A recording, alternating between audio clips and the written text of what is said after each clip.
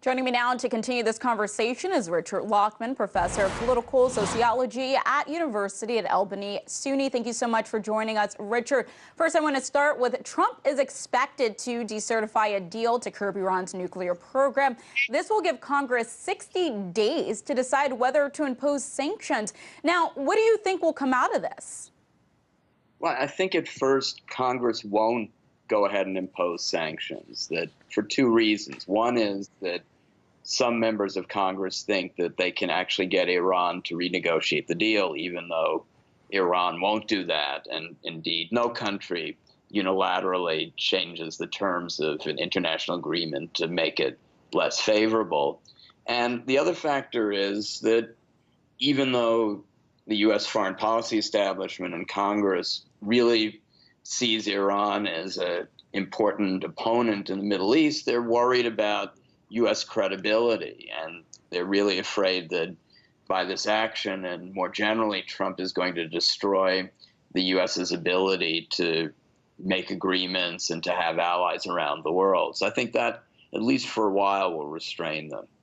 As we know, decertifying the deal isn't the only thing on the table. Trump is also expected to deem Iran's most powerful security force, the Islamic Revolutionary Guards Corps, as a terrorist organization. First, Richard, can you tell us who this group is and why do you think Trump wants to declare the group a terrorist organization?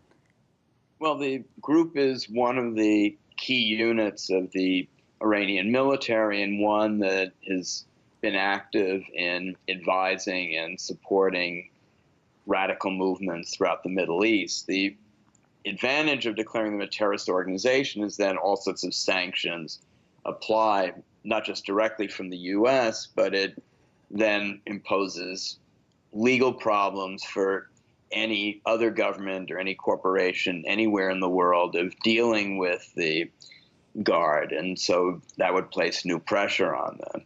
All right, now, so Iran's foreign ministry, they've come out saying, quote, "We're hopeful that the U.S. does not make this strategic mistake. If they do, Iran's reaction would be firm, decisive, and crushing, and the U.S. should bear all its consequences."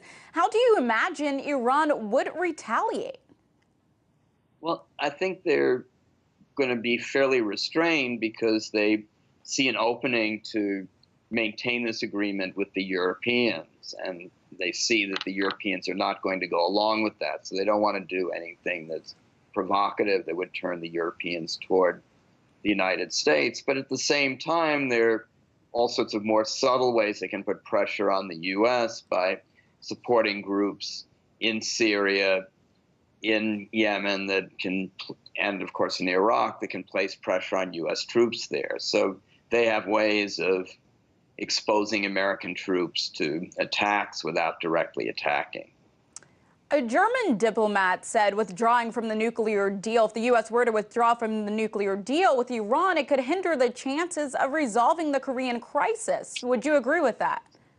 Definitely, that if the U.S. withdraws from this deal, no country in the world is going to want to make any sort of deal with the United States, because when you have a deal, you have to make concessions. So another country like North Korea would make concessions, and then months or years later, the U.S. could just pull out of the deal, and North Korea would be worse off than if there'd been no deal at all. So, this would certainly destroy U.S. credibility and make it difficult for a long time and perhaps ever for the U.S. to negotiate treaties in the world.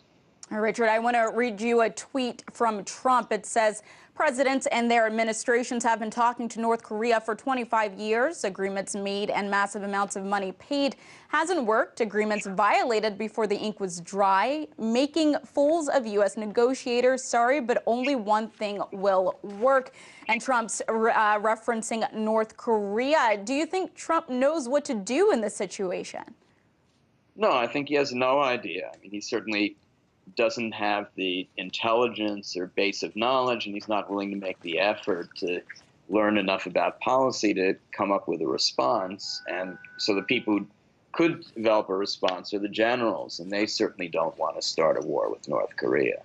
We have about 40 seconds left. Trump has said being nice to Kim hasn't worked. It didn't work for Obama, and it's not going to work now. Obviously, he's been taunting Kim Jong-un by calling him Rocket Man. Do you think that Trump is actually making matters worse?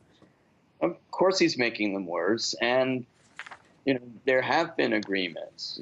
Bill Clinton, for all of his faults, was able to make an agreement with North Korea that stopped their developing of nuclear weapons for years. And that agreement would have held if it hadn't been for George W. Bush, who sabotaged it. And we have to remember that Bush talked about an axis of evil. So he made the same point that Trump is making now, this false charge that there's somehow links between Iran and North Korea.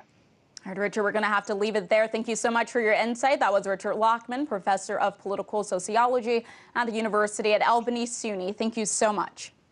Good to talk with you.